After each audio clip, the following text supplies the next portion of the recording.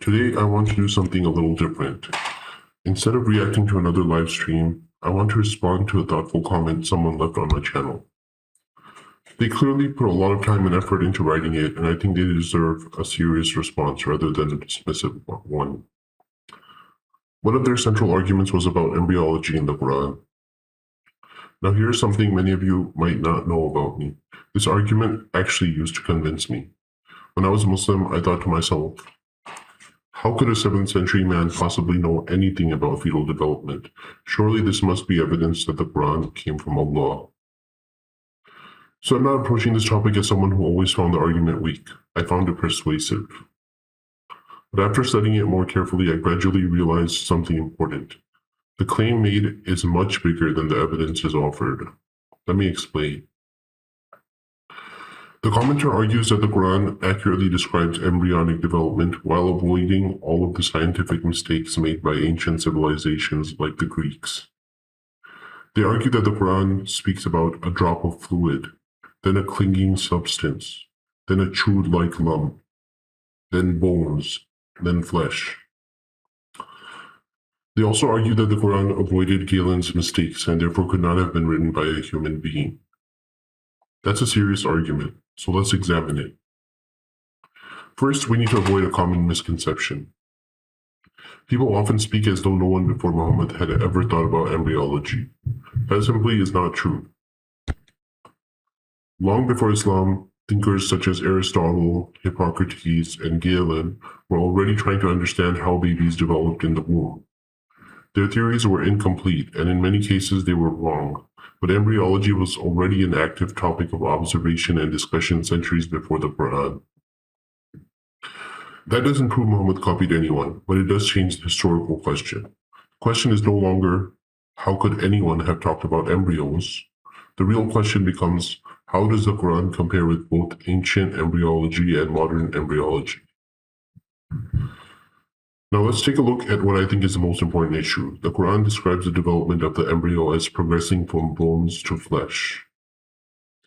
Modern embryology does not describe development that way. Today's understanding is that the tissues which eventually become muscle and the tissues which eventually become the skeleton develop together in an overlapping process. There's not a stage where a completed skeleton simply exists first and then muscles are wrapped around it afterward. Now, Muslim apologists have responses to this. Some argue that the word bones actually refers to cartilage. Others argue that the Arabic word meaning then does not necessarily imply a strict sequence.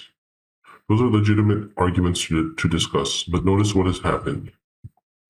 The claim began as the Quran perfectly matches modern embryology.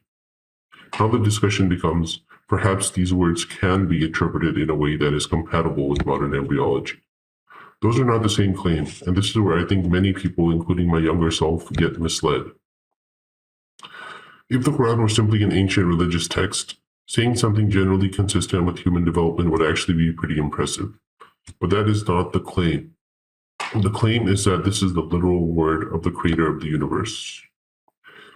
Those are two very different standards. If an all-knowing God is revealing the final message for all humanity, why would his scientific descriptions require centuries of debate, reinterpretation, and harmonization before they appear to fit modern science? Would we not expect them to be unmistakably clear? That brings me to what I think is the bigger issue. Let's imagine, just for the sake of argument, that I granted every single embryology argument. Let's imagine that the Quran described embryology remarkably well. Would that prove Allah revealed it? I don't think it would. Because the conclusion is still much larger than the evidence. The Quran reached humanity through one man. Muhammad claimed that God spoke to him. The Quran says Muhammad is God's messenger. But where is God's independent authentication of those claims? That is the question I keep coming back to. If someone today stood up and claimed to speak on behalf of the creator of the universe, we wouldn't simply accept that claim because they said a few intelligent things or made a few observations that seemed ahead of their time.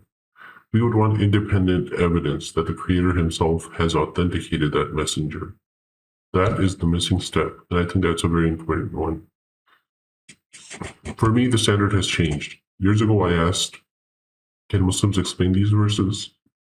Today I ask a different question. If the creator of the universe really authored this book, what kind of evidence should I expect?